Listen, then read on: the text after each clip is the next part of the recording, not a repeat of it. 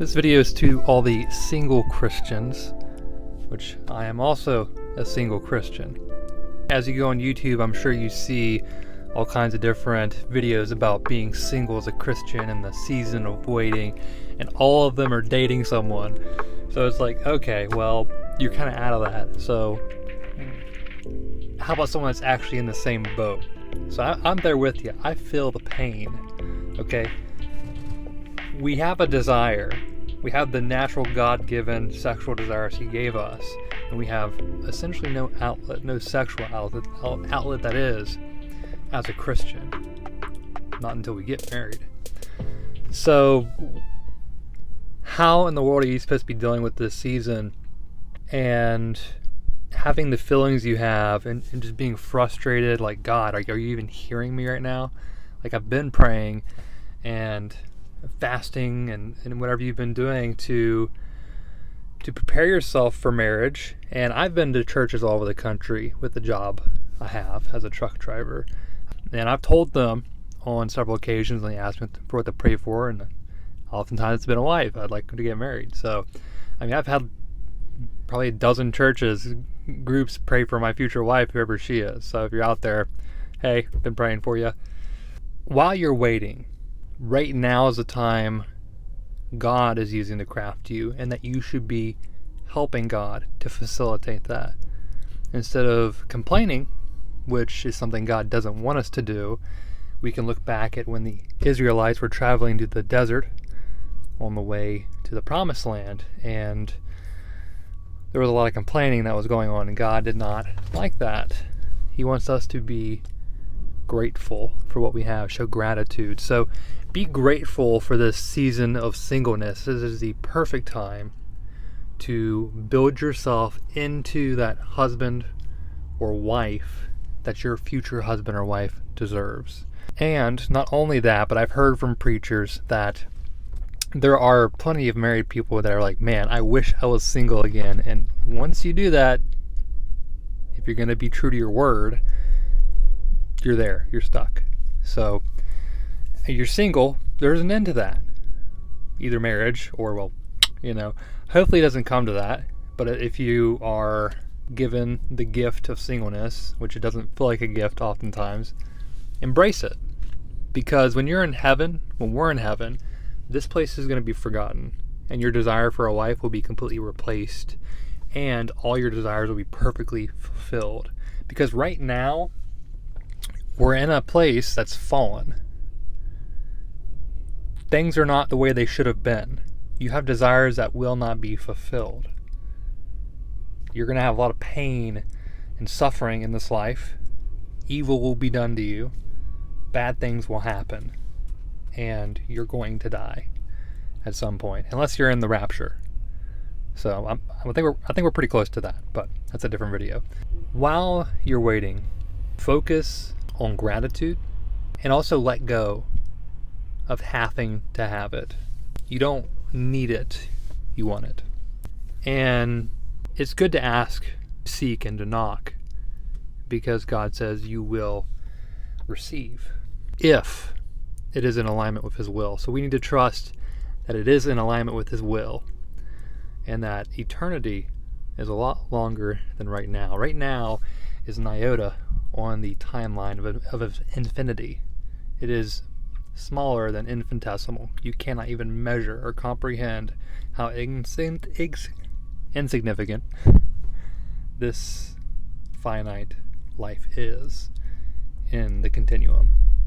It almost doesn't exist where we are right now. And just think of all the days of your life that have passed, and now you're right here in this moment, and this moment feels long, as every instant does, but it will pass, and God's will shall be done, and His kingdom shall come and be on this earth. My English isn't going so good today, as it is in heaven. So I'd actually like to make a video on the soon return of Christ. I think we're really close, so you can watch for that. In the meantime, I'd recommend getting into the scriptures if you're a woman, probably get into Proverbs 29, I think it is, Proverbs 30, where it talks about the godly woman. I'm 26, so I can completely relate to what you're going through. So with all that said, what I'm saying is, let's have patience, let's trust in God, and look forward to the goodness He has planned for you, even though right now it may not seem that way. And I can relate. Like, at times I'm like, God, come on now. Like, seriously. Like, you got the fiery urges that hit you, and you're like, a wife would be great right about now. You know, it's like, why are you giving me these urges? And you're giving me no means to appropriately, in a godly fashion, to fulfill them. But that's not necessarily true. We can, well, not in the way we want to, but we can fulfill those desires by converting them into something else, converting that energy into something else, which is really hard to do at times. I get you, okay? And some of you, a lot of you, because we live in a very sexualized culture, are dealing with sexual sin, sexual temptation, and that's going to happen. There's the most devout Christians that have been sexually tempted. King David slept with the wife of his most loyal soldier, killed him, and then, kept her as his wife. And then King Solomon was born, who had 700 wives, 300 side chicks, concubines, that's the term they used. Solomon, the strongest. He slept with a prostitute. I mean, you can count so many times throughout the Bible. Sexual sin's a common denominator that take down a lot of people, particularly men, but women as well. You're susceptible, especially increasingly nowadays with all the different adult film they have, to put it. Just keep fighting, put yourself out there, and have a balance between waiting on God and taking action. If you're not putting yourself out there, if you're not trying to make yourself into the most attractive version of you, you're going to have a harder time. God's not going to first class mail you a wife or husband. That's not going to happen legally. You might be on the watch list for the FBI if you end up doing that. Get out there, improve yourself. Like me, 2 years ago, I was 80 pounds heavier. I didn't ever read the Bible, didn't ever pray, go to church, none of that. I was not involved with God. I actually got like a wake-up call from God and completely turned everything around, and I've been trying to grow myself and work on myself. So do that. Work on yourself. Focus on your relationship with God, and be patient. Besides that, that's all I have for you now. If I can think of more, I'll make you a second part of this. But right now, I think that's about it. Put in the comments, how has your weight been? How have you been managing it?